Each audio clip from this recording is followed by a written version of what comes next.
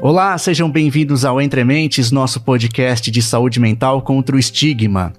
No final do episódio anterior, a gente agradeceu a pessoas que entraram em contato com a gente pelo nosso Instagram, mencionaram a gente nos stories, né? E entre essas pessoas tinha a Natália Pimentel. Eu até comentei que ela falou que o nosso podcast era o canal favorito dela de saúde mental, né? Pra gente é uma honra enorme, dentro de tanta coisa que hoje em dia é feita, principalmente em redes sociais, né? Sobre saúde mental.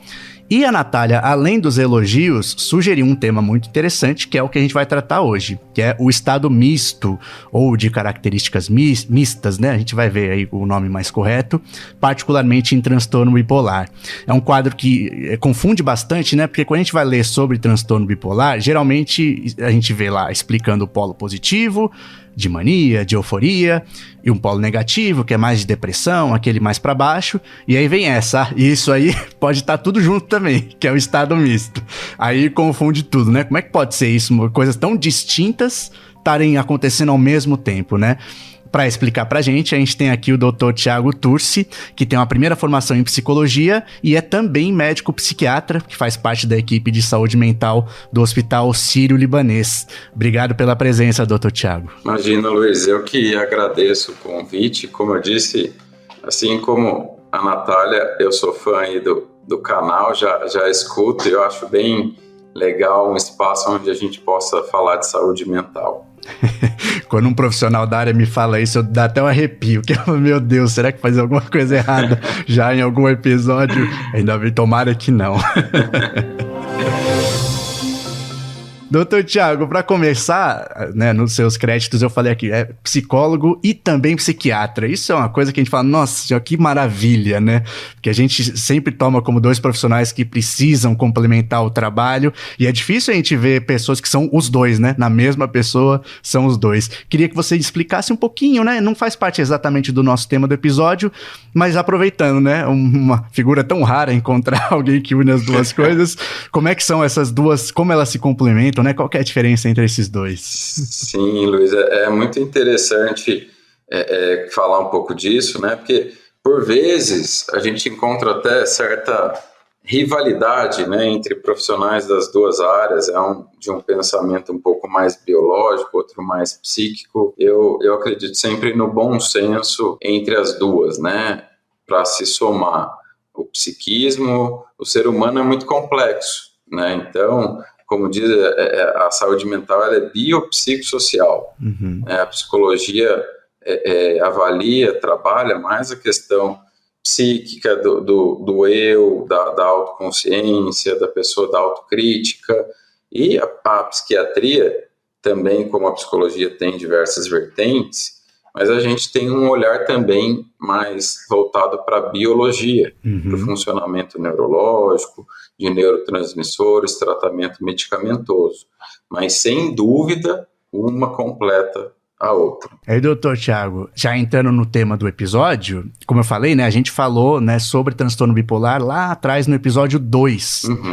E lá o doutor Montezuma, que foi o nosso entrevistado, deu já um panorama bem legal sobre o transtorno bipolar de forma geral, né? Apesar disso, né, e apesar de eu querer que as pessoas vão lá e ouçam o episódio 2, queria que primeiro você também fizesse, né, de uma forma breve, pelo menos desfazendo algumas ideias erradas que as pessoas possam ter do transtorno bipolar. Acho que a gente tem uma ideia bastante caricata, às vezes até usa, né, essa pessoa é bipolar, quando ela talvez seja um pouquinho instável, né?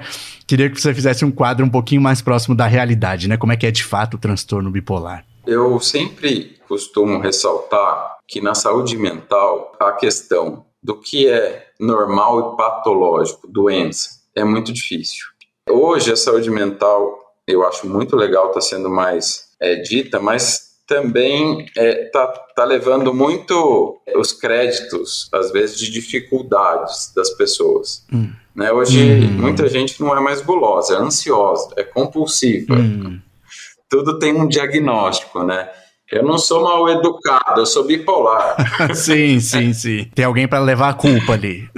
Mais fácil jogar a culpa numa coisa ali que é um transtorno. E pelo contrário, eu acho que o diagnóstico ele precisa ser bem feito para a gente melhorar a qualidade de vida e não justificar um comportamento. Eu costumo falar que a gente, olhando numa linha horizontal, tá? Do humor. Todo dia, Luiz, a gente vai ter algumas alterações sutis. Não é todo dia que você vai acordar, nossa, que dia maravilhoso, estou disposto, né? E nem todo dia a gente vai acordar triste. Mas a gente tem momentos, isso tem uma variação, tá? Então, por vezes a pessoa, eu falo, quadro de bipolaridade, o tipo 1, que foi que é o mais característico, maníaco-depressivo, né? Onde a pessoa faz quadro de mania, de euforia muito exacerbado e de depressão mais exacerbado. Acho que não precisa nem ser muito profissional da saúde mental para diagnosticar. Claro que é uma brincadeira que eu faço, mas é mais fácil, né? Porque ele é mais delimitado, né? Mas sempre tem aí dentro uma questão de uma depressão. E aí a gente tem o tipo 2 também, né? Que é um quadro mais depressivo e por vezes a pessoa faz uma hipomania. E o estado misto é um pouco mais difícil da gente fazer um diagnóstico. A pessoa tem um quadro de humor pré-estabelecido com sintomas, uma depressão, e ela evolui com uma depressão agitada, uma instabilidade de humor muito frequente, perdas e prejuízos com muita frequência. Uma frequência que a gente diz é bem frequente mesmo. Não é assim aquela coisa, ela fica meses num estado, depois umas semanas em outro, é meio rápido. O misto é mesmo no dia, muitas vezes. Dia. Uhum. Tá? Mas não é uma constante. Ela tem alterações inconstantes do humor, porque ela mistura, como você disse. Esses dois picos é muito misturado. Então, dentro do mesmo dia, muitas vezes a pessoa pode variar. O transtorno misto, ele começou a ser percebido aquelas pessoas que tinham sintomas depressivos, tomavam antidepressivos, mas não ficavam bem. Elas tinham uma depressão ainda, mantinham alguns sintomas, mas era uma depressão mais agitada, mais irritada. Ela tem uma reação paradoxa aos remédios para uma depressão que a gente chama de unipolar. Ela não mantém um bem-estar, uma melhora do humor, onde ela volta a ter o padrão dela. Ela fica um pouco mais, às vezes, com pensamentos mais acelerados, mais impulsiva, mais, vamos dizer, briguenta, mais explosiva. O transtorno bipolar é muito comum, isso dentro desse, que eu falei, desse eixo todo aí da bipolaridade, a pessoa tem alteração do ciclo sono-vigília e vamos chamar de energia física. Muitas vezes sente uma fadiga, uma letargia o tempo todo, chega à noite ela fica mais agitada, um pouco mais pensante, cheia de ideias, né? E isso pode ser característica de um estado misto, tá? E é muito difícil o diagnóstico. Por vezes, nós que somos profissionais, precisamos às vezes até de anos acompanhando o paciente para ter essa percepção, né, dessa alteração, da irritabilidade. Basicamente, eu costumo dizer que o transtorno misto é uma depressão agitada, não é aquela depressão melancólica. Eu sempre gosto de tentar criar uma imagem, assim, né, pra ficar claro. É difícil imaginar como é isso, né? Como é uma depressão agitada? Porque depressão, você fala, você já imagina a pessoa muito pra baixo. Muitas vezes a pessoa não consegue nem fazer atividades, né, do dia a dia, tomar banho, né, quando é muito grave. Como que é isso, só que agitado? Então, a pessoa... porque a depressão, ela tá muito ligada à tristeza, né? Então, a gente pensa na depressão, tanto que eu volto a falar daquilo do senso comum. Hoje as pessoas falam mais, eu estou deprimida do que triste. Verdade. E muitas vezes, não, tá triste, né? A tristeza existe ainda, viu? Sim, nem tudo né? é depressão. Todo mundo tá deprê, né? E triste a gente ouve pouco. Então, no estado misto, a pessoa ela consegue manter a sua rotina, mas ela, se a gente for pegar ao longo dos anos ou dos meses da vida dela, ela tem alguns prejuízos. Isso que eu volto a falar. O que é a patologia? Eu tenho funcionamento que vai me prejudicar. Me prejudica ou prejudica a outros, tá? Então, aquela pessoa mais agitada que por vezes está cheia de ideias, pega coisas e de repente ela muda completamente de ideia até no meio do dia mesmo, né? E fica mais agressiva. Sabe que você fala, não estou entendendo muito bem, né? Tava tranquilo, a gente está combinando, de repente a pessoa vem. Só que essa pessoa, se a gente for avaliar, ela tem sintomas depressivos, tá? De desesperança, de letargia, falta de vontade, né? Que a gente fala muitas vezes de avolia ou hipobulia, que é falta de vontade de começar coisas novas, né? De esperança. Eu sempre falo que a pessoa deprimida, ela usa um óculos, que ele é negativo, que ele costuma ver tudo negativo, e tem dificuldade de enxergar a luz no fim do túnel. Parece que nunca as coisas vão sair bem, né? Que pode ter um lado positivo.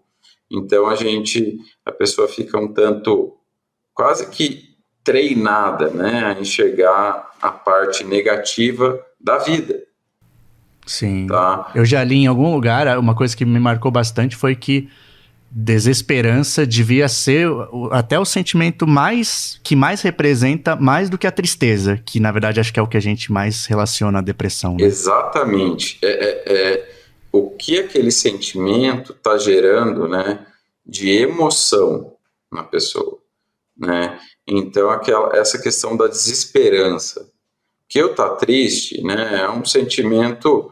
Se eu tiver uma perda de um ente querido, né, vencendo um luto, isso é uma tristeza, né? Mas a questão de eu ter uma sensação de desilusão, desesperança, que eu tô vivendo por viver.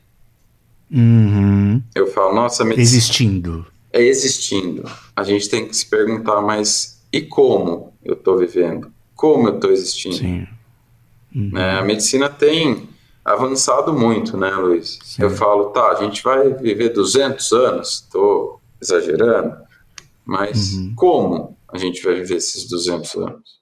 Eu acho que isso tem uma diferença importantíssima. Doutor Tiago, uma coisa que eu fiquei pensando quando eu estava, né, bolando esse tema, a gente fez também um episódio sobre irritabilidade, né, especificamente, que era um sintoma que eu achava meio vago, não entendia muito bem o que ele queria dizer. E ele me parece assim, que representa um pouco isso, sabe? Talvez uma pessoa que esteja não querendo muito que falem com ela, um pouco mais no canto dela, e se você tenta ter alguma interação, pode responder agressivamente, então guarda um pouquinho, assim, essas duas coisas, né? Uma pessoa meio para baixo, mas que também pode estar reativa a alguma coisa. É um sintoma que aparece nesses estados mistos? Muito, muito frequente, né? Eu costumo às vezes dizer que nem ela se conhece direito. Ela é uma caixinha de surpresa. Às vezes é aquela pessoa que você tem o costume, você conhece, conversa alguma coisa e ela reage de um jeito, no outro dia é completamente diferente, que até assusta um pouco. Nossa, eu não esperava isso, né, da pessoa. E Fujita, assim, é interessante que ao longo da vida a pessoa vai tendo perdas. E eu volto a dizer, tem que tomar muito cuidado com o tratamento, que é muito comum o antidepressivo piorar esse sentimento, tá? Essa alteração rápida do humor. Sim. Tá? Falando assim, parece, todo mundo é bipolar. Nisto, então. Sim. Mas não é bem assim, tá? A gente precisa avaliar a questão da personalidade da pessoa, momento de vida, idade.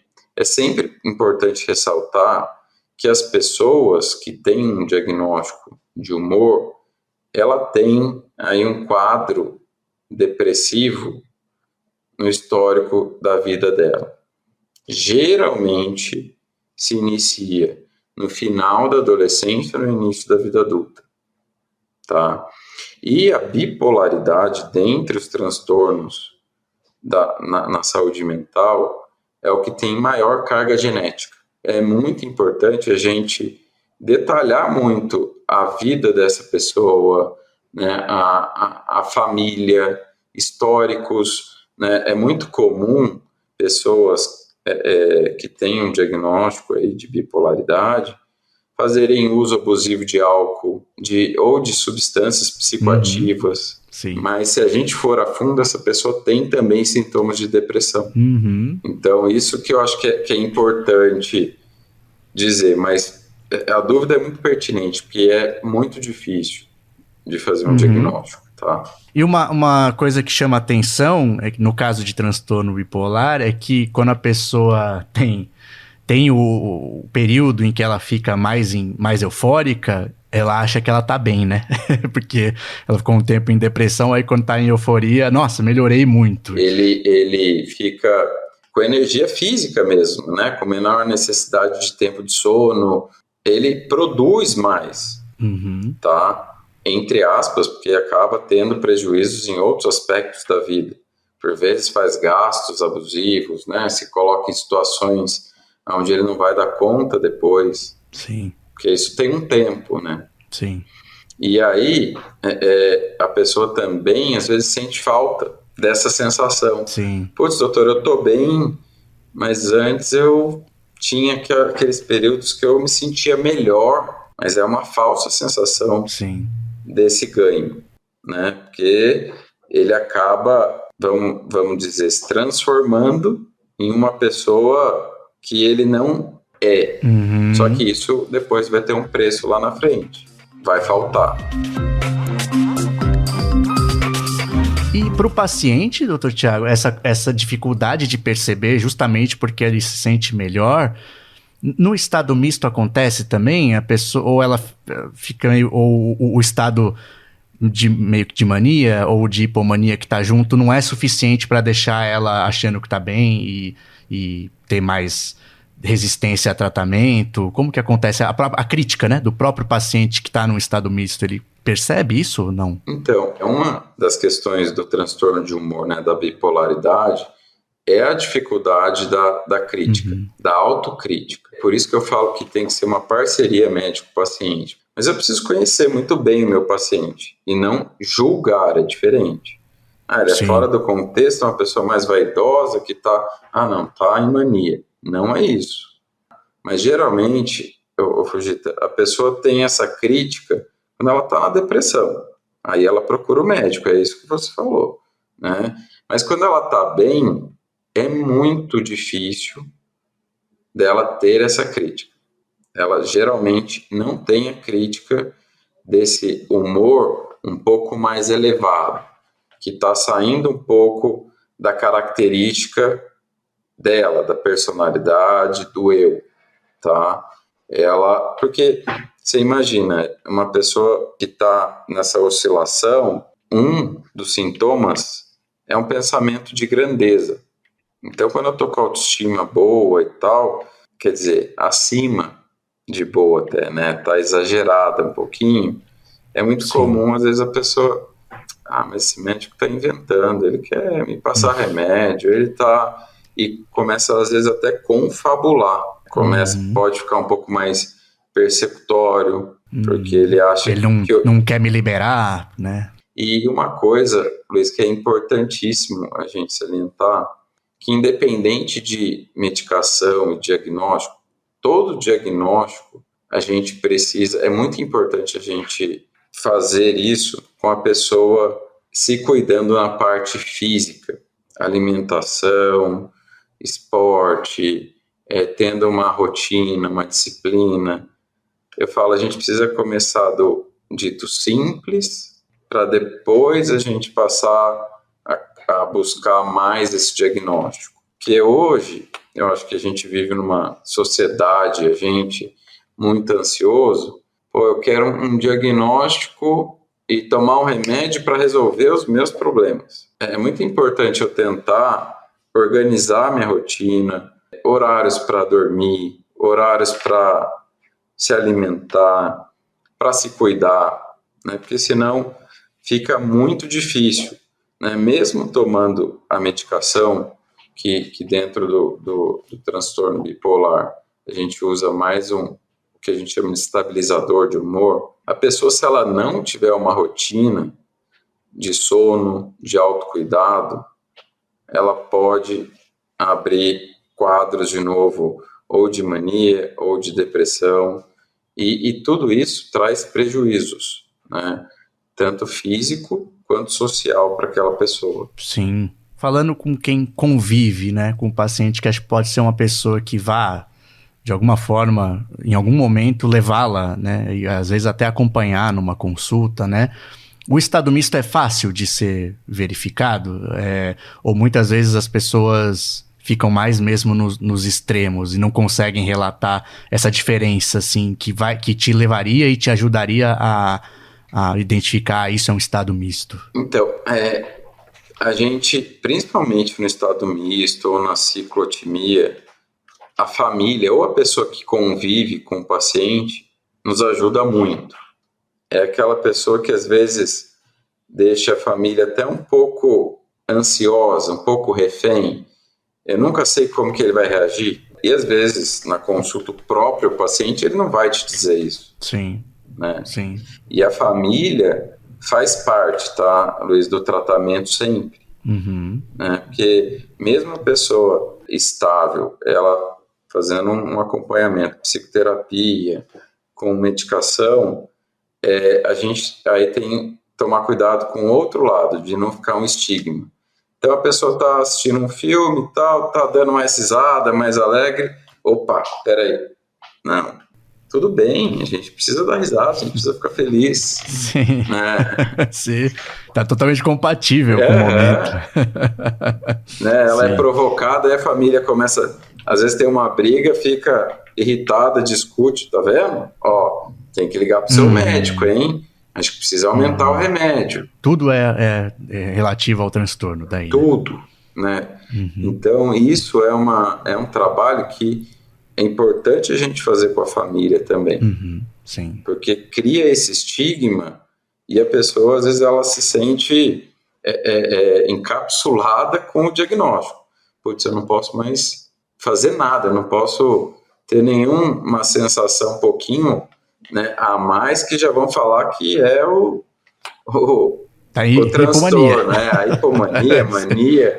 Então, tem que tomar muito cuidado. O estado misto, ele é uma coisa exclusiva do espectro bipolar ou outros transtornos, só uma depressão pode ter também um momento desses ou até outros transtornos?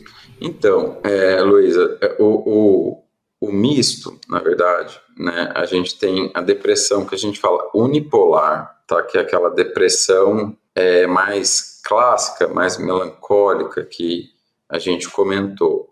O misto, ele entra assim dentro do espectro da bipolaridade. Outros transtornos na psiquiatria, hoje também a gente ouve muito falar em transtornos de personalidade, né, que entra dentro de outra caixinha, um outro cluster. Aliás, a Natália, doutor, desculpa interromper, a Natália que sugeriu esse tema, né, que eu falei lá no começo, ela até comentou, então acho que é uma pessoa bem interessada no assunto, ela até falou, até às vezes as pessoas ficam meio confuso com borderline, né, algum quadro, o estado misto, né, falando do estado misto.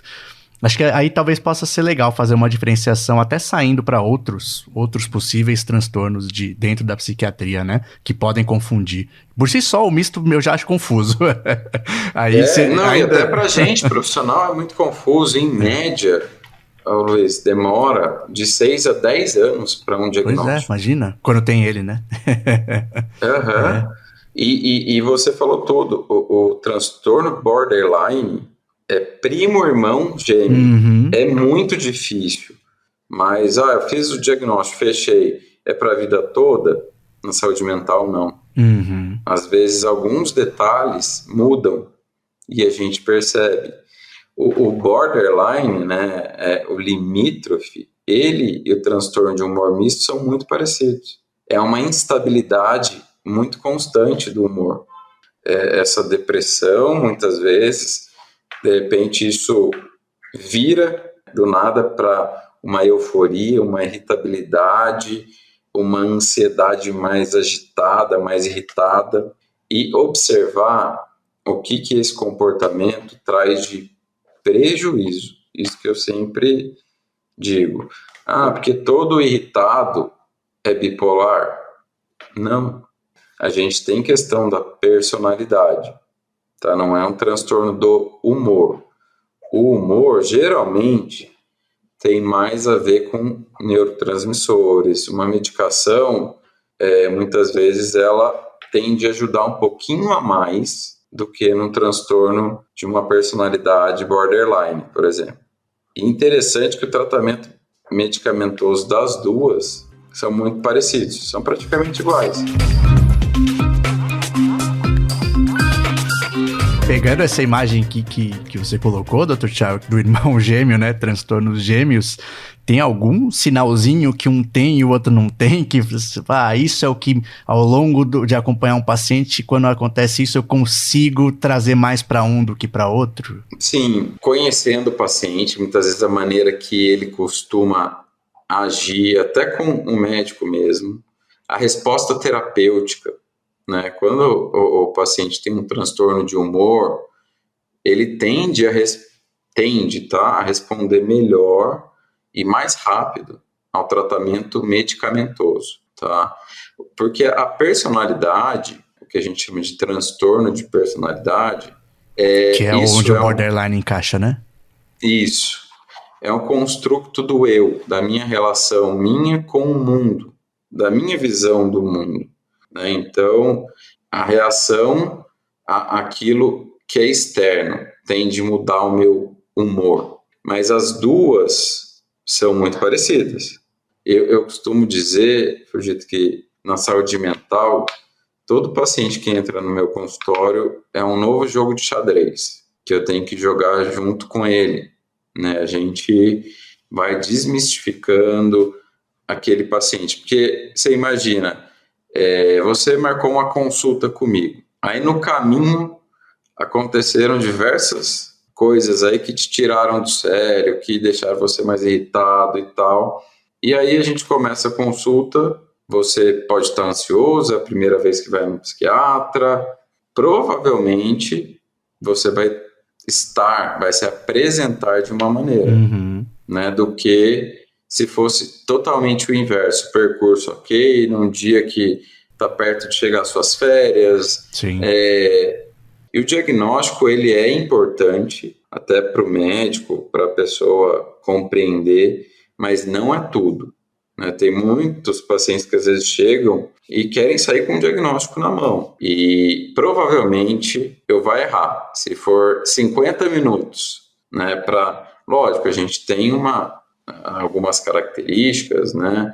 Que a gente vai pensar em um quadro clínico ou outro, mas eu acho que é importante a gente ressaltar de lembrar do bem-estar, tá? Antes do diagnóstico. Você comentou um pouquinho antes sobre o uso de substâncias, né? E aí tem um livro que eu uso, que é de casos comentados, que falava sobre sintomas maníacos desencadeados por medicamento, né?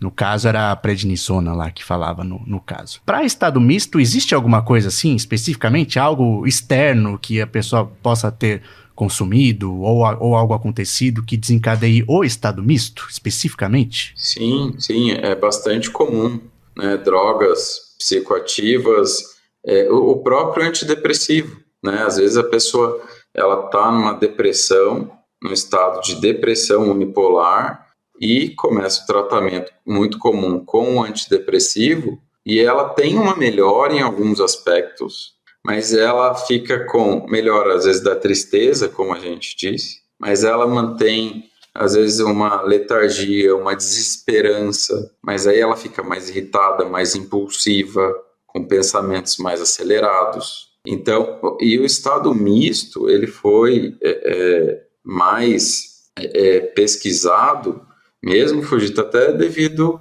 ao tratamento da depressão unipolar com antidepressivo, que muitas vezes a pessoa não tinha aquela melhora que a gente esperava, né, de melhorar e ficar um padrão de um humor mais estável. Ela melhorava, mas ficava mais impulsiva, mais irritada, mais agitada. Tanto que na bula do antidepressivo tem assim, né, que esse remédio pode aumentar as chances de suicídio, que às vezes a pessoa melhora da parte da volição, né, da energia também física, mas ela continua com aquele sentimento, com aquela ruim, o que chamam, né, de angústia, aquela dor, e ela às vezes consegue executar. Então, por isso que tem que tomar cuidado também com o antidepressivo, né? É importante ser prescrito sempre por um profissional, né, da saúde mental que saiba manejar esses efeitos colaterais indesejados. Agora, já encaminhando para o final aqui, doutor Thiago, ainda falando em tratamento, né? Entre transtorno bipolar que tenha estado misto e um transtorno bipolar que não tenha, tem alguma diferença no tratamento? Geralmente, Fujita, o tratamento é com estabilizador de humor, nos dois, tá? Muda, talvez, o perfil da medicação, que a gente tem alguns tipos de estabilizadores de humor, um clássico, muito usado, antigo e muito bom, é o sal do lítio, né, o carbonato de lítio. A gente tem alguns estabilizadores de humor que são medicações inicialmente para epilepsia, para convulsão, né, que também são medicações para usar para estados mistos ou para bipolaridade, entre outros, né, o que a gente chama de antipsicótico, mas são remédios que que a gente utiliza para estabilizar o humor e não só o antidepressivo. Então eu não posso usar antidepressivo? Não é bem assim. A pessoa, quando tem um diagnóstico de uma bipolaridade ou dentro aí do espectro bipolar, ciclotimia, transtorno misto, bipolar tipo 1, tipo 2, tem alguns autores que ainda denominam vários outros tipos, tá? A gente precisa ter essa estabilidade aí do humor. Se a pessoa mantiver sintomas depressivos, eu posso usar o antidepressivo, tá? Mas aí ela vai melhorar os sintomas da depressão sem ficar com aquela oscilação eufórica, irritável, impulsiva. Sim. Tá? Sim. Então, mas isso, Fujita, muitas vezes são detalhes. Sim, é o xadrez que você falou, né? Eu falo que um tratamento na saúde mental a gente vai lapidando e a base de tudo é o autoconhecimento. Paciente, né, buscar uma psicoterapia e ele se perceber. Isso que eu ia perguntar, Thiago, aproveitando sua formação também em psicologia, né? Como é que entra a psicoterapia nesses transtornos que a gente acaba até levando muito para o lado do medicamento, né? Pela gravidade, né, dos casos, a gente sempre imagina que nosso medicamento precisa e esquece de falar do papel de uma possível psicoterapia, né? Nesses casos, qual que é a importância? E é fundamental, porque a psicoterapia, a pessoa ela começa a conhecer melhor o seu sentimento. E é tão difícil a gente verbalizar sentimento. Então, quando eu começo a falar dele, eu começo a ter mais contato e a conhecer melhor o meu sentimento. E eu começo a olhar. E eu só vou conseguir conhecer alguma coisa, enxergar e mudar quando eu olho e eu sei que ele existe. Porque senão não tem como, né? Se eu não sei que existe, eu vou tratar o quê? Eu vou olhar para quê? Se é invisível, né? Então, essa questão da autopercepção é extremamente importante. Vou supor, hoje a gente tem uma rotina de trabalho intensa, tal. Poxa, mas o que é cansaço Às vezes eu estou irritado do excesso de trabalho, o que é do meu transtorno de humor? Sim. É muito sutil. Se você nunca reflete sobre isso, né? O trabalho da psicoterapia é melhorar a crítica do paciente. Né? Do paciente vir, às vezes, falar, putz, doutor, tô voltando a dormir mal, chega à noite, eu vou deitar para dormir, meus pensamentos já começam. Ó que bacana. A pessoa já está, antes de acontecer, ela já está notando mudanças sutis. Eu costumo falar, para quem gosta de futebol, né? A gente às vezes não enxerga quando recebe o cartão amarelo, deixa só chegar no vermelho para procurar ajuda. Sim. E esse exemplo do ir dormir, acho que é muito bom, né? Porque é totalmente diferente de uma pessoa que não tenha esse autoconhecimento e passa a dormir pouquíssimo porque tá trabalhando, ou sei lá, e achando que isso tá bom, porque aí, né, ela tá ótima naquele momento. Né? Nossa, Só que a pessoa que já se conhece, ela sabe depois, putz, eu vou pagar um preço alto. Não tá legal.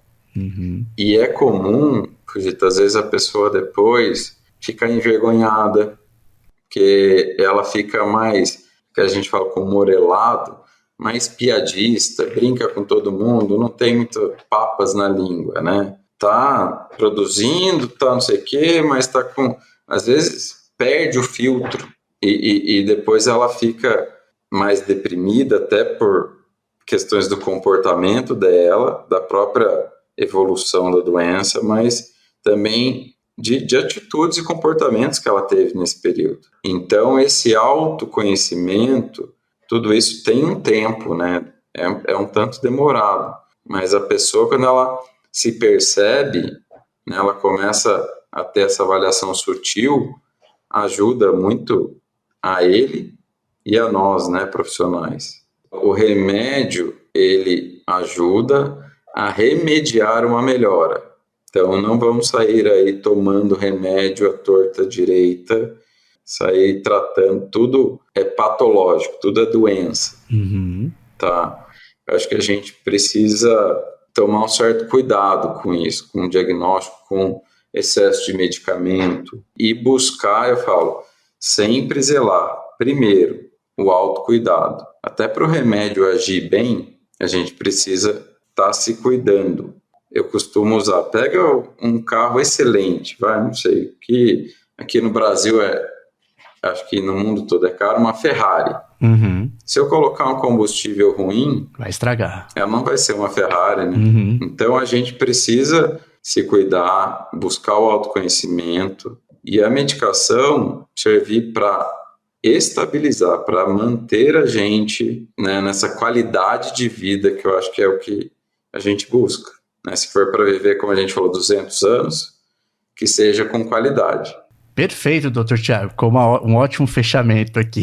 Ainda assim, tem alguma mensagem? Geralmente as pessoas têm assim, eu gosto sempre de deixar isso muito marcado. Tem alguma coisa que você queira deixar como uma última mensagem para os ouvintes? Eu costumo falar assim, para a gente não usar o diagnóstico como desculpa ou responsabilizar qualquer diagnóstico por alguma atitude nossa.